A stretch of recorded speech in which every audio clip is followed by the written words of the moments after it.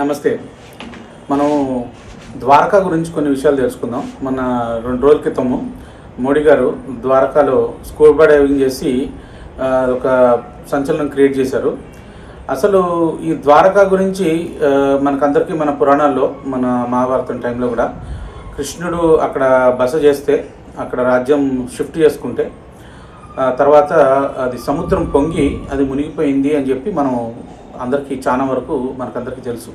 So మన మహాభారతం నిజం కాదు అని చెప్పే యాదవులు ఉన్నారు కదా మన దగ్గర. అదంతా స్టోరీ అనేవాళ్ళకి ఇదొక చంపదెబ్బ అనమాట. కొంతమంది కొన్ని గ్రూపులు తయారైనాయి. మహాభారతం నిజం కాదు, రామాయణం నిజం కాదు, ఏది ఈ స్పిరిచువల్ మెడిటేషన్ చెప్పే సెంటర్లు కొన్ని ఉన్నాయి. మరి మన పురాణాల్లో ఉంది మునిగిపోయిందని చెప్పింది, మునిగిపోయింది కానీ కనపడుతుంది కదా ద్వారక, ఎక్కడి నుంచి వచ్చింది? సో ఇప్పుడు ఈ ద్వారక అనేది అసలు పేరు, దానికి పేరు కూడా, దాని నేమ్కి కూడా ఒక సంస్కృత్ ఇది ఉంది. మనం ఇంగ్లీష్లో డోర్ అంటే మనం సంస్కృతిలో ఏమంటాం? యాక్చువల్గా ద్వారం అంటాం కదా. ఇంగ్లీష్లో అది డోర్ అయిపోయింది, అది ద్వారం నుంచి డోర్ అయిపోయింది. లాటిన్ ఫస్ట్ లాటిన్కి షిఫ్ట్ అయింది, లాటిన్ నుంచి ఇంగ్లీషు, ఈ డచ్ లాంగ్వేజెస్లో కూడా డోర్ అయిపోయింది అనమాట. ఇవన్నీ కొంచెం షార్టనింగ్ జరుగుతూ ఉంటుంది. మన సంస్కృత్ వర్డ్స్ని ఫస్ట్ ఒరిజినల్గా లాంగ్వేజ్ ప్రపంచం అంతా మన సంస్కృతమే ఉండేది. సో సంస్కృతి ఇన్ఫ్లుయెన్స్ ఉండింది, ఎందుకంటే అందరూ వచ్చి మన దగ్గర చదువుకొని నేర్చుకొని పోయేవాళ్ళు మన గురుకులాల్లో.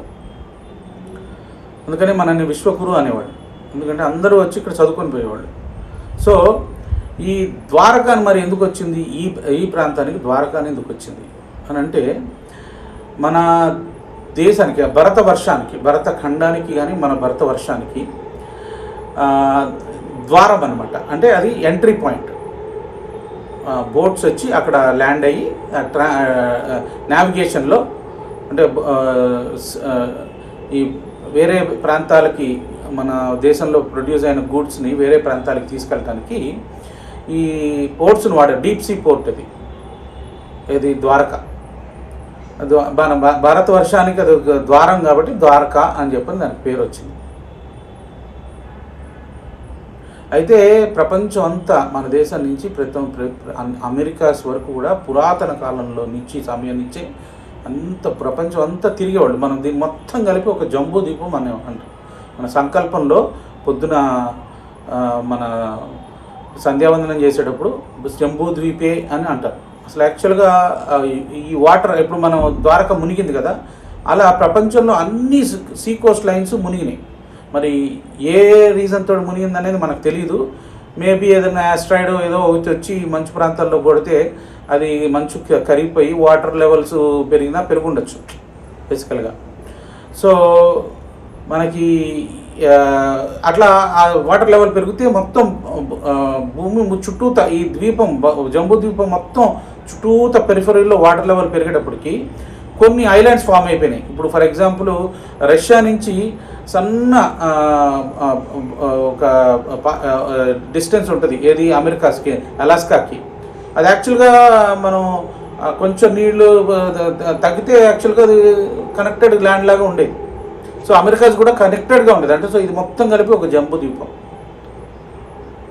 అయితే ఈ జంబూ ద్వీపం మొత్తం అంటే అమెరికాస్ దాకా కూడా మన వాళ్ళు పడవల్లో పోయేవాళ్ళు. మనం నావ్ అంటే మనం సముద్ర పడవని నావ్ అంటాం కదా, అదే నవగత్తం అంటే ఆ పడవ పోయే ప్రయాణాన్ని నవగత్ అంటారు సంస్కృతంలో. ఆ నవగత్తే నావిగేషన్ అయింది ఇంగ్లీష్లోకి వచ్చేటప్పుడు. చాలా ఇట్లా మనం ఇంగ్లీష్కి సంస్కృతానికి చాలా లింకేజెస్ ఉంటాయి. మాతృ నుంచి మదర్ వచ్చింది, భ్రాత అంటే బ్రదర్ నుంచి భ్రాత నుంచి బ్రదర్ అని వచ్చింది. సవాస్త అంటారు సంస్కృతంలో చెల్లెల్ని, సిస్టర్స్ని సవాస్త అంటారు. సవాస్త వచ్చి జర్మన్లో సవాస్తర్ అయిపోయింది, ఆ సవాస్తర్ నుంచి సిస్తర్ అయిపోయింది. అట్లా ఎన్నో పదాలు మన భారతదేశం నుంచి, అంటే మన సంస్కృతం ఇన్ఫ్లుయెన్స్ విదేశీ లాంగ్వేజెస్లో చాలా ఉంటుంది. అంటే ఒక్క సంస్కృతం నేర్చుకుంటే అన్ని దేశంలో ఉన్న, ప్రపంచంలో ఉన్న అన్ని భాషలకి కనెక్ట్ అయిపోతుంది. హిందీ నేర్చుకుంటే మనం దేశ భాషలన్నింటినీ కనెక్ట్ అవ్వడానికి ఛాన్సెస్ ఎట్లా ఉంటాయో, అలాగే సంస్కృతం నేర్చుకుంటే దేశ భాషలే కాకుండా ప్రపంచంలో ఉన్న భాషలన్నీ కూడా కనెక్ట్ అవుతాయి. అయితే ఇక్కడ ఇప్పుడు ఒక్క అటెంప్ట్లో మోడీ గారు ద్వారకా రిలేటెడ్ టూరిజం విపరీతంగా పెరిగిపోయారు. స్కూబా డైవింగ్ అంటే సిలిండర్స్ పెట్టుకొని వాటర్ ప్రూఫ్ జాకెట్ ఇవన్నీ వేసుకొని హెల్మెట్ పెట్టుకొని సిలిండర్ నుంచి హెల్మెట్ త్రూ ఎయిర్ లోపలికి వెళ్ళేటాడు. మనం గాలి పీల్చుకోవడానికి సముద్ర ప్రాంతం కిందకి వెళ్ళి మనం అక్కడున్న కట్టడాలు, అక్కడున్న విగ్రహాలు, విష్ణువు విగ్రహము, లేకపోతే అక్కడున్న గుళ్ళు అన్నీ ఉన్నాయి కింద భూమిలో. ఆ ద్వారకా ఎంతో పెద్ద దూరంలో లేవు. అక్కడ ఒక ద్వారకా టెంపుల్ కూడా ఉంది కదా, ద్వారకా శంకరాచార్యుడు పెట్టిన ద్వారకా పీఠం కూడా ఉంది కదా. అక్కడికి వెళ్తే అక్కడి నుంచి చూడొచ్చు. సో అదొక నాకు నెక్స్ట్ విజిటింగ్ ప్లాన్ ఉంది. వెళ్ళొచ్చినప్పుడు దాని గురించి కూడా మీకు విశ్లేషిస్తాను.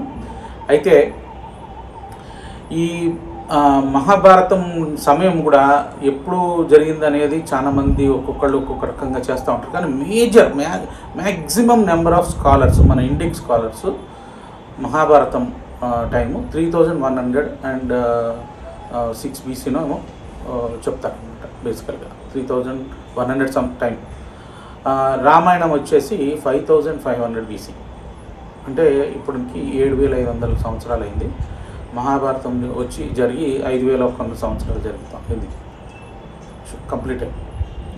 అయితే ఈ యుగాల కాన్సెప్ట్ కూడా చాలా ఇంట్రెస్టింగ్ కాన్సెప్ట్, చాలా సైంటిఫిక్ కాన్సెప్ట్. అది కన్ఫ్యూజన్ కూడా ఉంటుంది. ఒక్కొక్కళ్ళు ఒక్కోటి లక్షల సంవత్సరాలు ఇవన్నీ అంటారు, కానీ వాటి గురించి మనం సపరేట్గా ఇంకో వీడియోలో చూద్దాం.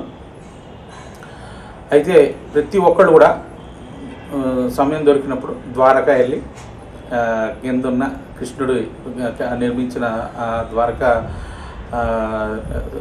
నగరాన్ని సముద్రం లోపల దర్శించే అవకాశం ఒక టూరిజంగా డెవలప్ చేస్తున్నట్టున్నారు. సో వెళ్ళి మనం ప్రతి ఒక్కళ్ళు వెళ్ళి చూసి తరించాలని చెప్పని ఆశిస్తూ సెలవు తీసుకుంటున్నాను. జై హింద్.